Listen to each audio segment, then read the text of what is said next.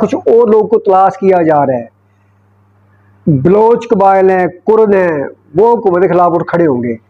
یعنی امن میر پریپیئر کر رہے تھے جناب، وہ بھی جرنلسٹ ہیں، ہم سے سینئر ہیں، معذرت کے ساتھ تنقید کرنا میرا بھی صافتی حق ہے۔ اعوذ باللہ من الشیطان الرجیم، بسم اللہ الرحمن الرحیم۔ آج خوشی ہے، ایران کی فتح کے ساتھ ساتھ پاکستان کے کچھ کاسالیس اینکرز، کچھ سامراج کے پالتو ٹی وی اینکرز اور جرنلسٹ جو یوٹیوبرز ہیں، ان کو بھی آج شکست فاش ہوئی ہے۔ امن میر بھی آج جنگ ہار گیا ہے۔ امن میر جیسے لوگ، اور اردو پوائنٹ ایک ویب سائٹ ہے، انہوں نے کیا کیا کہ پروپیگنڈا شروع کر دیا کہ خامنہ صاحب کے اربوں روپے کے ساسے ہیں جی۔ کس نے کہا؟ امریکن رپورٹ تھی۔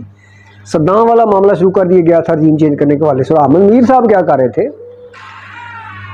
شاہ ایران جو ہے مرتد، تاریخ کا سب سے بدترین، اس کو دنیا بھول چکی ہے، اس کے بیٹے کو امن میر کہہ رہا تھا کہ اب بھی رجیم چینج کر کے ایران کا سربراہ بنایا جائے، یا کچھ اور لوگوں کو تلاش کیا جا رہا ہے، بلوچ قبائل ہیں، کرد ہیں، وہ حکومت کے خلاف اٹھ کھڑے ہوں گے۔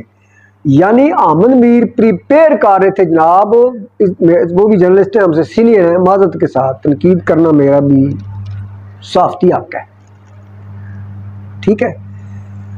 تو امن میر صاحب پاکستانی عوام کو، دنیا کو ذہنی طور پہ پریپیئر کر رہے تھے کہ ایران میں ایک انقلاب آ رہا ہے، رجیم چینج ہو رہی ہے، آپ تیار رہیں۔ رجیم چینج کیا ہوتی ہے، عوام پہ کیسے رجیم چینج ہوگی، حوصلے پست کر رہے تھے۔ الحمدللہ پاکستانی اینکرز کو شکست ہوئی، جو ایران کے لیے لوگوں کے ذہن میں تھوڑا تھوڑا کر کے مسالہ ڈال رہے تھے۔ دنیا کے تجزیہ کاروں کو شکست ہوئی، اسرائیل کے اتحادی کو شکست ہوئی، بلکہ آج اسرائیل کے اتحادی خوف سے تھر تھر کانپ رہے ہیں، اور ٹرمپ کو تاریخ کی اپنے ملک میں بدترین شکست ہوئی ہے۔